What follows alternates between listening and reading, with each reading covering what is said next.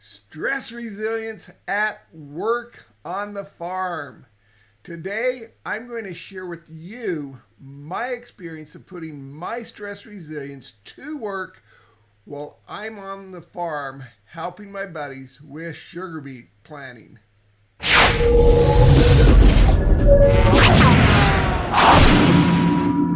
Welcome to the Mentally Fit Farmer channel. I'm your host, Mark Weisenburger. As many of you may know, I've spent the last 3 weeks in Idaho helping my buddies plant their sugar beets. Now, when I agreed to go up, I'm thinking, sure, I'll go up, have a nice, relaxing couple of weeks, prepping the soil and smoothing that out with a packer to get it ready for planting the sugar beets. Well, lo and behold, I get up there and they put me on a ripper disc, something that usually does not happen in the spring. Now I'm going 14, 16 inches deep on this ripper disc in a field that I have never worked before. And if you're familiar with southeastern Idaho, there's lava rock ridges under the soil. They may be above the soil, maybe on the surface, maybe a couple of inches to several feet down. Now, in this field, I had to pay close attention and read the lay of the land and the soil to determine when I was approaching one of those rock ridges. So I could lift that ripper disc up maybe 6 inches, maybe all the way out of the ground to prevent me from catching one of those edges and tearing that ripper disc apart, which has been done before. Fortunately, not by me.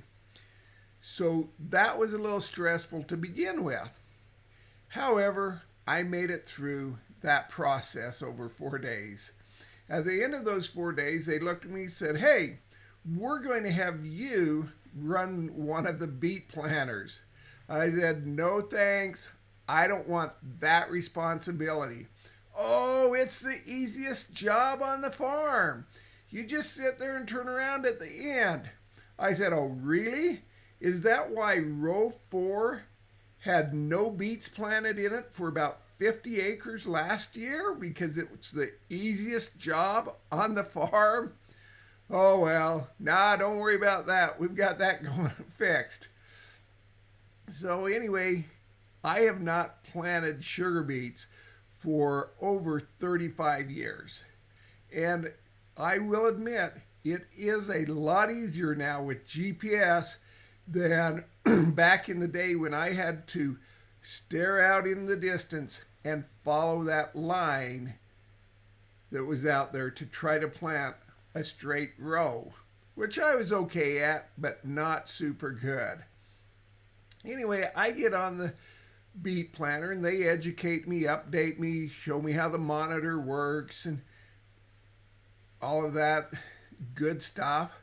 And lo and behold, row 4 is telling me it's only planting 50% to maybe 2/3 of what it is supposed to. However, I would get out and dig in the soil, and I don't know if you've ever seen a beet seed, and you probably still can't see a beet seed because it's pretty small right there.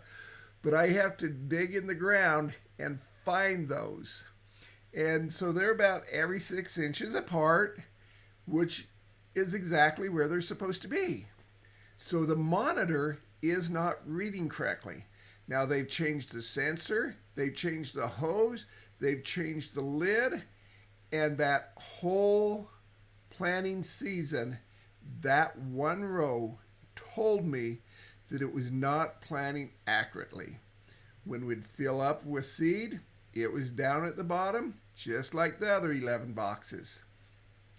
So I got used to that. That wasn't too bad. I could live with that.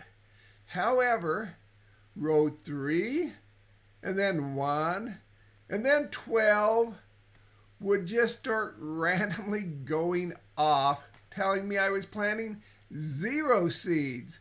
So again, I'd get out of the tractor, go back behind the planter, scratch in the soil, and find these little seeds every 6 inches apart.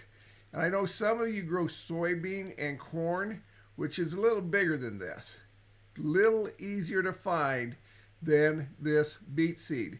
And this beet seed, mind you, is classified as extra large.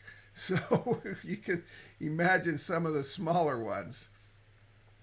And every time I got out there, I would find that beet seed. Sometimes it wasn't very specific at 6 inches. Sometimes, I'd go 7 and then it would hit 4, whatever. And I'd call my friend on the other planter and say, "Oh, just check it and don't worry about the buzzer. Boop, boop, boop."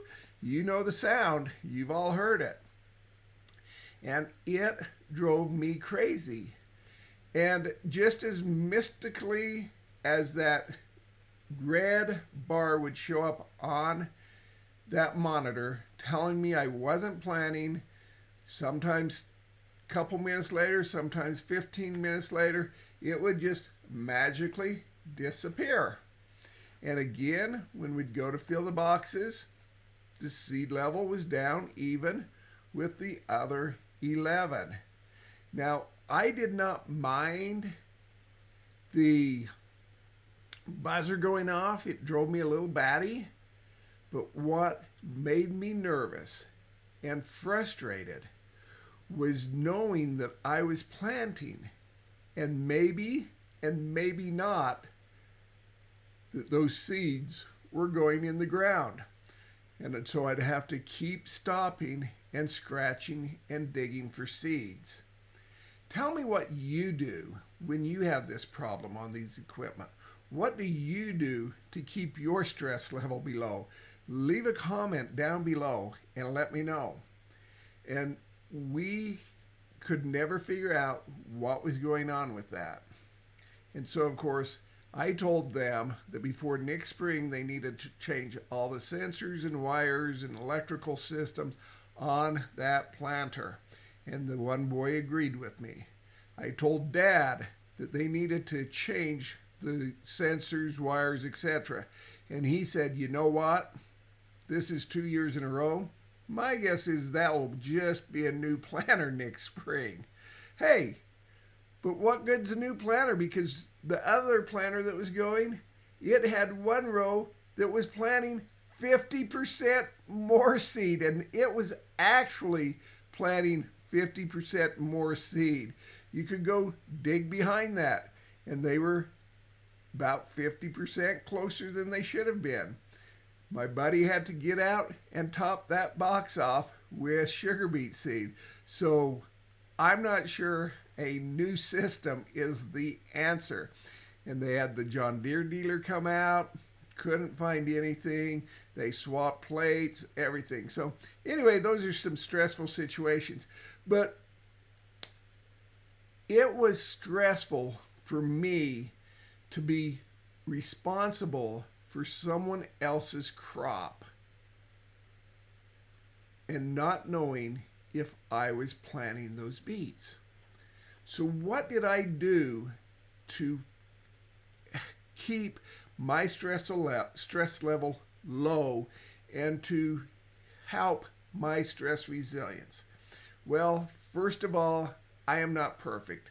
So let me share with you a couple of things I did not do. And that was, I did not keep my sugar consumption low. I go up there, I just throw the stuff in the lunchbox, and that's my lunch and dinner in the lunchbox. So I consumed a little too much sugar. I was unable to eat some of the healthy foods that are good for my gut-brain axis, such as leafy greens and fermented foods like sauerkraut. And so there were some things that I was unable to do.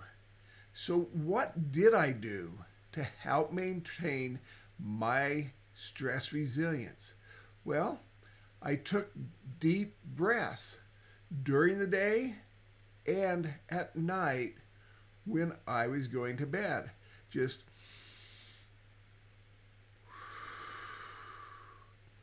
And I would just do that because I could feel this tension and stress coming up on me when that red bar and that buzzer was going off, telling me that I was not planting anything in those rows. I laughed whenever we had an opportunity. I just laughed and joked and had some fun with those around me. And sometimes I just send them a text. One day, my friend left his gloves in my tractor, and he sent me a text, "Hey, did I leave my gloves over there?" Which was the third time he'd lost his gloves that I had found him.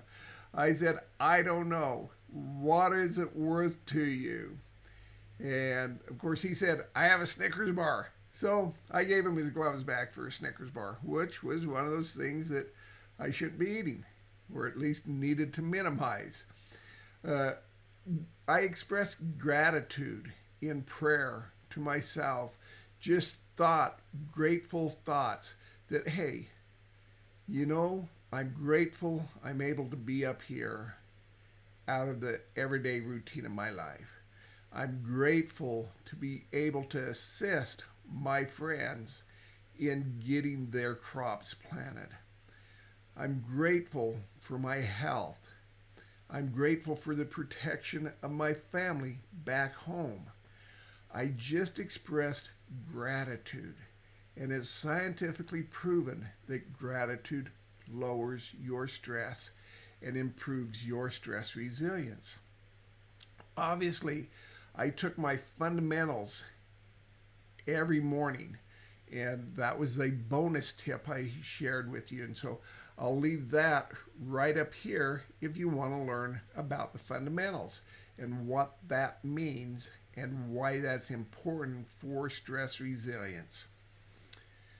When possible, and it's not always possible, I was, in my 30 days, I said, hey, take a lunch break. And hopefully you're taking some lunch breaks when you can. And there were a few days I was able to take lunch breaks. There were a few days that everything was just going smoothly, and I didn't care if I had a lunch break. But when things were stressful, I stopped, took my lunch break, got out of the tractor, took some deep breaths, walked around, stretched, and calmed myself down. So was I perfect up there with my stress resilience? No. There were times when I knew that monitor was lying to me, and I told it to shut up. I know, who talks to inanimate objects?